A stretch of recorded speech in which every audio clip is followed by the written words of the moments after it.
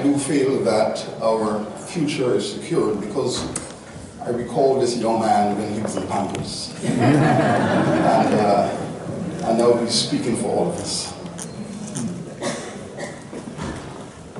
Thank you, Don and Chairman Ron, Excellencies of the Diplomatic Corps, Honorable Congressman, the great, legendary John Conyers, Dr. Marcus Garvey Jr. He might wish to call himself Julius, but I call him Junior. All of my colleagues and friends, good evening. Good evening. Good evening. The first presentation I heard on reparatory justice was delivered by President Fidel Castro in Havana 25 years ago. And he spoke for 5 hours. I am told I have 15 minutes. But I've always wanted to emulate that 5-hour discourse. But I see some shaking heads, please. I am here this evening to pay respect and to offer solidarity to all of my sisters and brothers here in this country who have worked tirelessly to bring this movement to maturity. I am humble indeed to speak on a platform hosted by the great Congressman. All of us in the Caribbean grew up under his voice, and through him, his spirit, we came to recognize that persistence is the core value of all success. And that is a lesson we have taken to heart. And so from your Caribbean family, I bring love, I bring respect and recognition.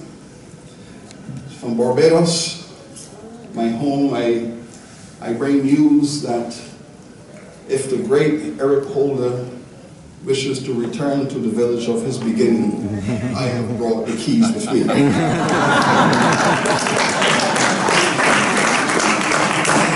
And this is important because in the old days, you know, Dr. King used to, moments of exhaustion, he used to go to the Caribbean, to Jamaica, to relax, recharge his batteries, and to wheel and come again. And that has been the nature of our journey across this hemisphere.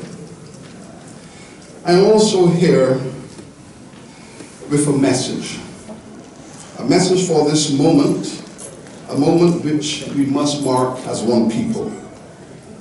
I am here, as you have heard, to solicit your solidarity for this initiative we have taken in the Caribbean, which we hope will renew and bring energy to our struggle for reparatory justice.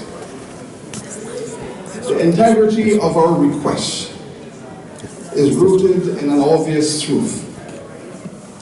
Our struggle for reparatory justice for crimes of racial genocide, chattel slavery, segregation, and apartheid is a global struggle which we must litigate and negotiate as one. Despite the discrete and formal jurisdictional manifestations of our struggles, the truth is that there is no American civil rights movement, there is no Caribbean civil rights movement, there is the civil rights movement of African descendants that embraces us all from Boston to Barbados and to Brazil and beyond.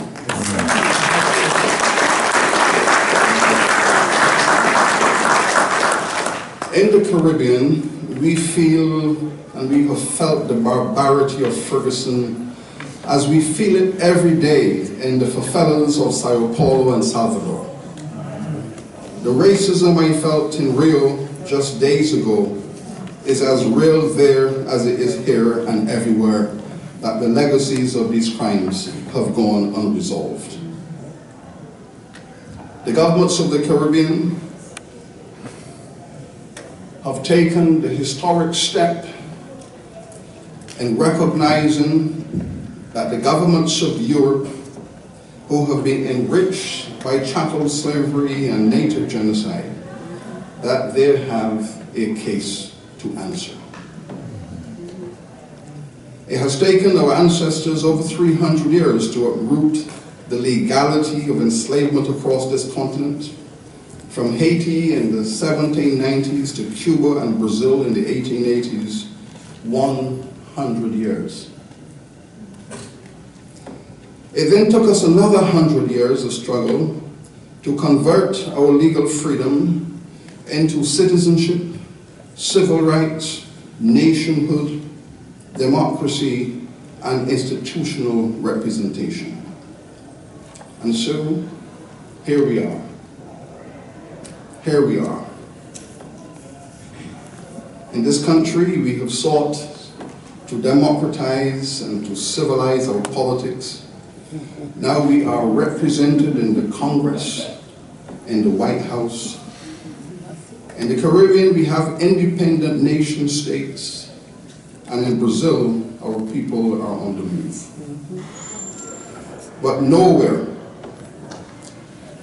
have we established reparatory justice as a civil right, as the framework for fiscal and financial thinking and planning in respect to these crimes against humanity. We cannot end our journey to justice with an illusion of inclusion that seeks to blind us from the greatest truth of all, that this century, this 21st century, this time, this road ahead of us will be inevitably, inexorably, this will be the century of reparatory justice.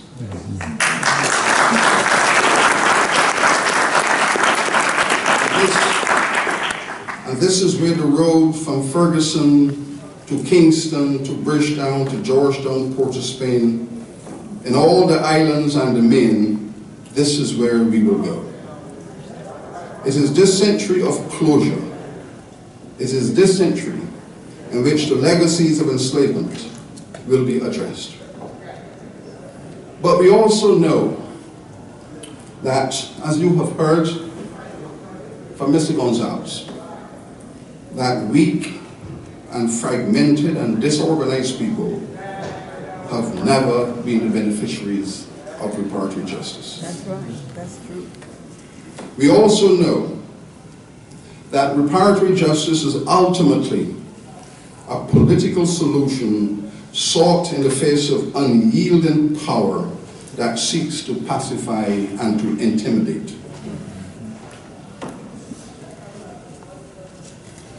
The United Nations has declared that the next decade, 2015 to 2025, will be the decade for the celebration of African descendants. It has taken us a decade to win this decade. Let us then declare to the United Nations, to the world, to ourselves, that this is the decade for the global revitalization and attainment of reparatory justice for African peoples.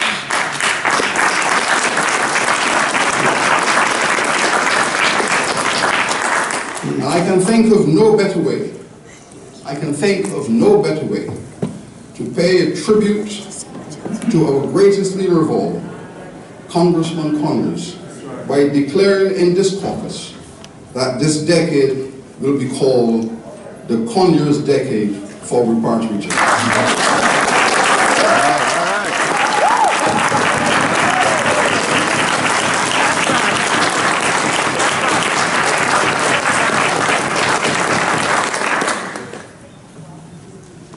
In 1934, on the centenary of the British abolition of slavery, Sir Arthur Lewis of St. Lucia, the first Vice-Chancellor of my university,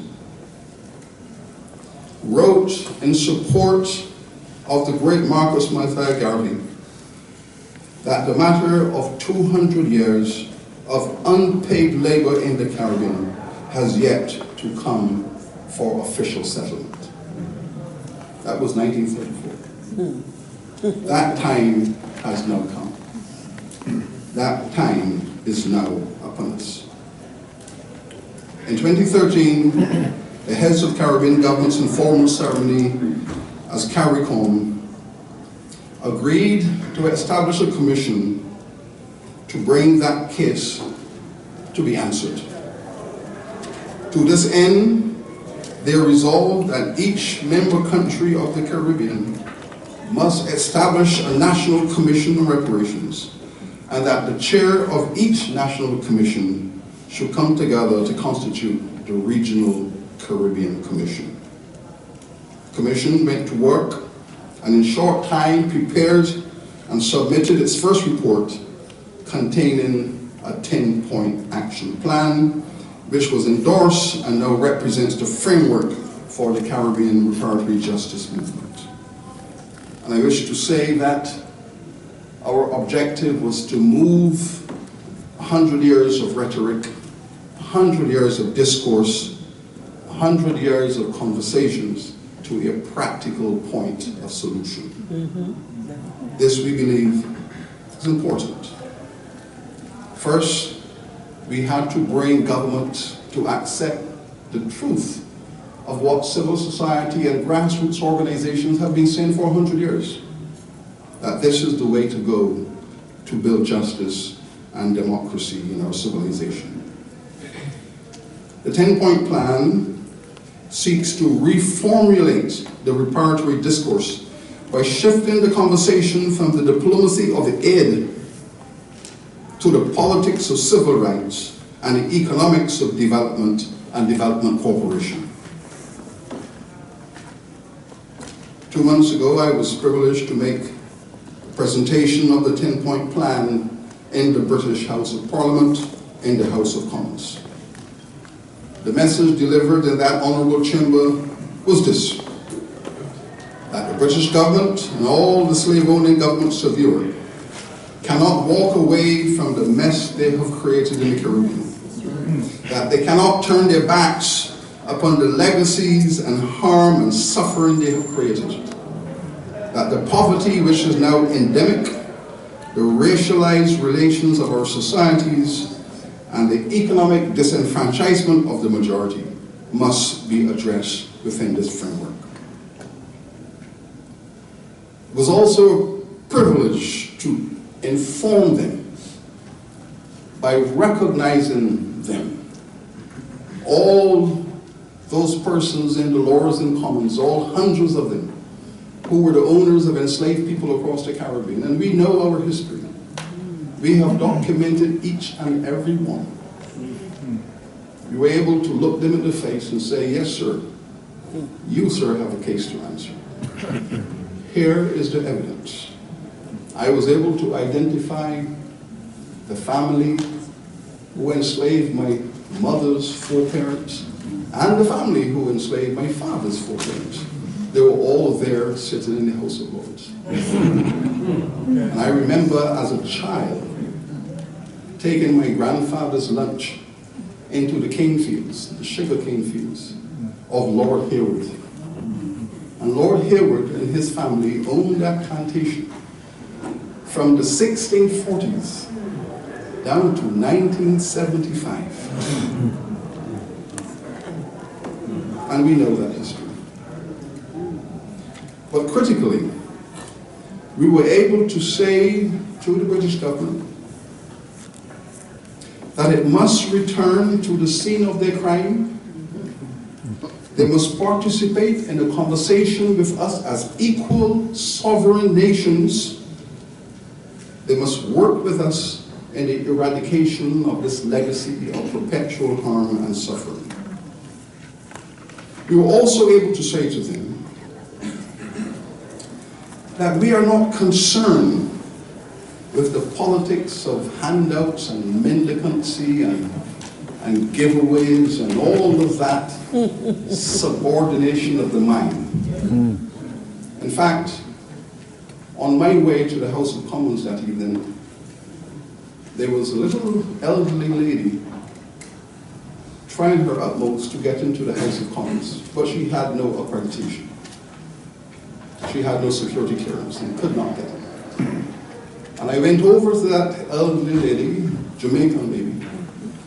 By her accent, I thought she was Jamaican.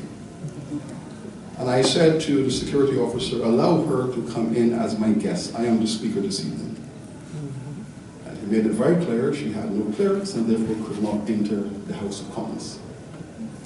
So I said to the lady, is there something that you would wish me to say in that place on your behalf? I opened a can of worms.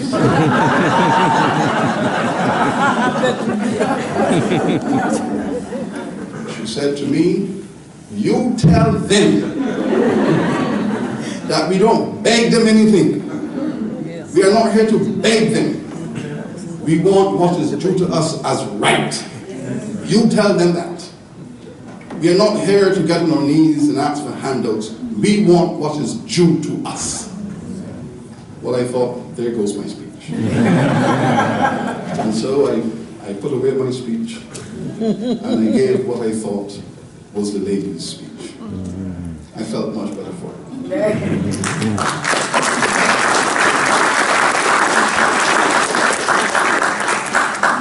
Our message is clear, that we are asking for a summit in order to discuss the circumstances within the context of development cooperation so as to avoid the path that might lead to the International Court of Justice. The 10-point plan then calls for the highest level of intergovernmental dialogue within the existing framework of development cooperation.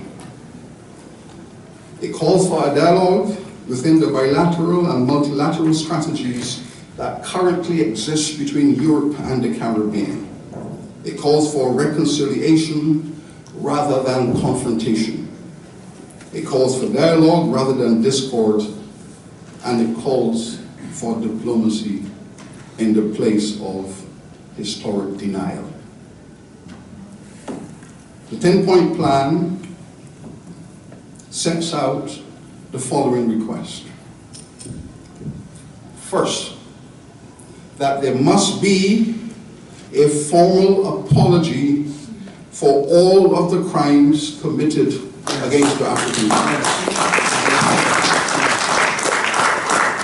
The governments of Europe have done their utmost to avoid formal apologies.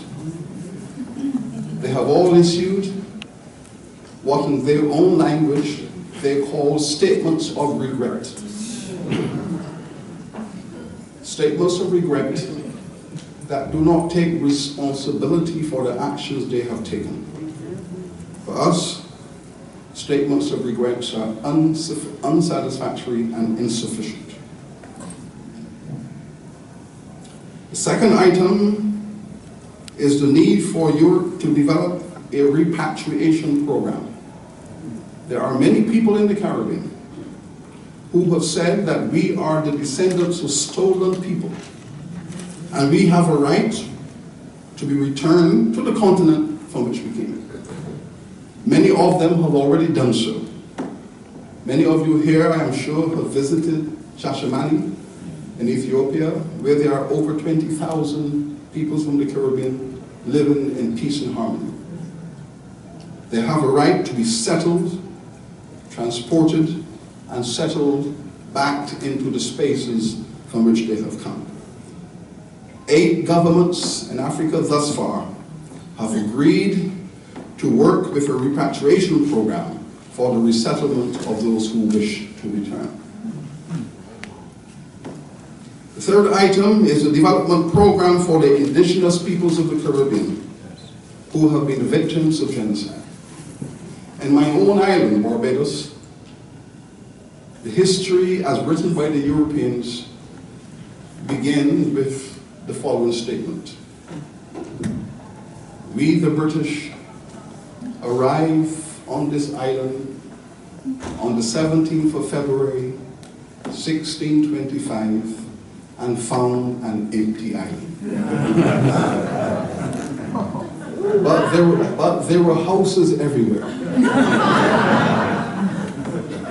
The Spanish and Portuguese have been raiding Barbados for 100 years to carry the indigenous people off to Mexico to work in the mines, to Brazil to work on the sugar plantations. Those who survived fled to the neighboring islands of St. Lucia, Grenada, St. Vincent, where there were mountains and forests where they could fight a war of resistance. They could not fight that war on flat, open Barbados. And so, an empty island. In Barbados, at the campus where I am the provost, we have an Indigenous Peoples Program. Each year, we offer 30 scholarships to Indigenous peoples from across the Caribbean to come to our campus, fully paid, and pursue their higher education. This is part of our reparative action on behalf of those persons. We believe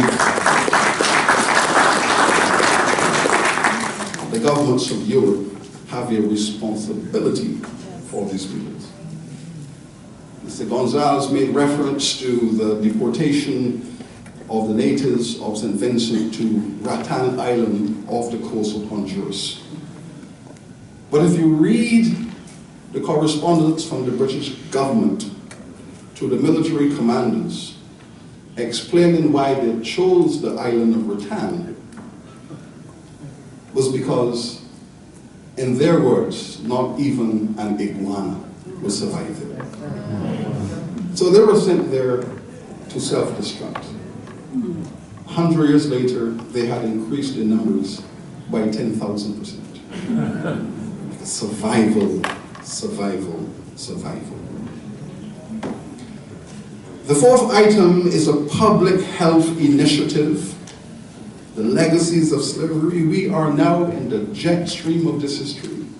Those who say that slavery is over, it's in the past, you only have to see the pathological scientific research on the hypertension and the diabetes that is ripping through the black community.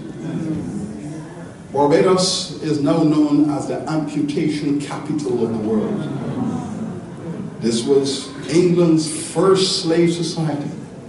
This was where the English experimented with black enslavement, built the first African majority slave society in the Americas. This is where it all started. The consequences are now horrific.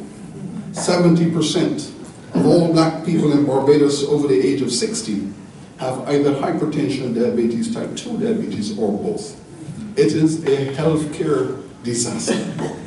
The stress, the malnutrition, the psychological terror, being fed on salt and sugar every day for 300 years, we are now paying the consequences of this. We are now in the jet stream of slavery. You haven't seen nothing yet. That's right. That's right. Then we have the case of illiteracy, number 5, the eradication of illiteracy in the region.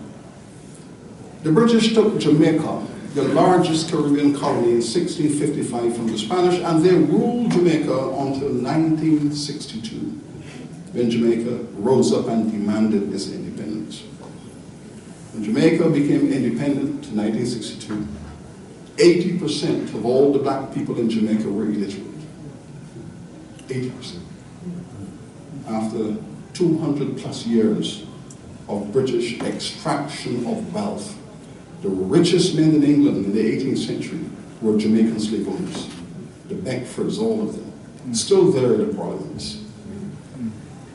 Jamaica was told, with its 80% black illiteracy, now go and develop. You are now an independent nation, go and develop. There is no economic model on the God's earth that will allow a nation, the colonial rubble of poor infrastructure, massive illiteracy, to convert itself into a developed nation. And at the end of that process, the critics out of England says Jamaica has failed with its development. There was no chance to develop. Britain has a responsibility to deal with that consequence, and we are going to hold them to that.